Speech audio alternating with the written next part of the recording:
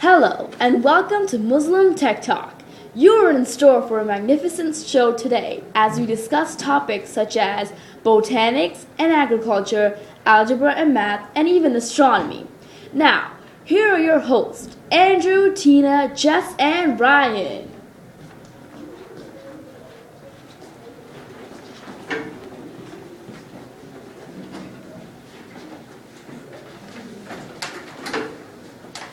Hello everybody, and welcome to Muslim Tech Talk again. Today we are going to be covering some very interesting topics. That's right, Tina. I'm very excited to begin with our first topic, which is advancements in botanics and agriculture. Oh, this is my favorite. Did you know that Muslim botanists and agriculturists demonstrated advanced agronomical and economic knowledge in areas such as meteorology and the economy and management of agricultural enterprises? Wow, you learn something new every day. That's very interesting, Ryan. I've heard that they also demonstrated advancements in climatology, hydrology, and soil occupation when it comes to agriculture and botanics. That's amazing. The early Muslim people can be credited with so much. Did you guys know that Muslims can be credited for inventing and perfecting the scientific method? Really? Please elaborate. Well, Al-Biruni, a Persian genius, used it. He conducted precise experiments on laws of gravitation, momentum, and motion. Among his successful experiments were the most precise measurements of the specific gravity of precious stones and metals, mathematical calculations of the Earth's radius, mathematical determination of the Earth's solar orbit, and the measurement of the height of mountains by seconds and degrees.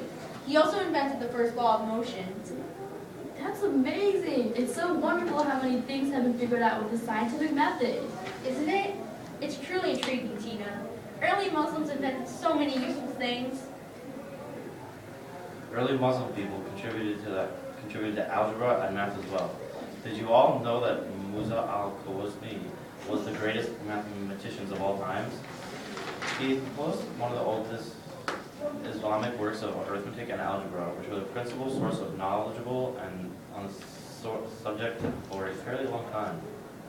That's so interesting, Andrew. I never knew. I don't know if you guys have heard that Al-Khwarizmi is known for his outstanding work on algebra, which contains analytical solutions of linear and quadratic equations. Khwarizmi has the distinction of being one of the founders of algebra who developed this branch of science to an exceptionally high degree. Oh yes, and I also heard that it had been universally acknowledged that plane and spherical trigonometry were founded by Muslims who developed it considerably. That's great, Tina. Now on to our last topic, astronomy. Muslims rely greatly on astronomy. Much of the religion of Islam has to do with astronomy, in fact. A Muslim starts his day before sunrise in order to check for the break of dawn, so he can perform the dawn prayer. At the end of the day, Muslims also check the time of dusk in order to perform the evening prayer. Between dawn and evening, a Muslim also follows the movement of the sun in order to determine the times of noon, afternoon, and sunset prayers to perform them on their due time. Adding to that, a Muslim also fasts when he sees the new moon of Ramadan, and he breaks the fast according to the end of the lunar month. If he prays anywhere, he is obliged to know the direction of the Kaaba.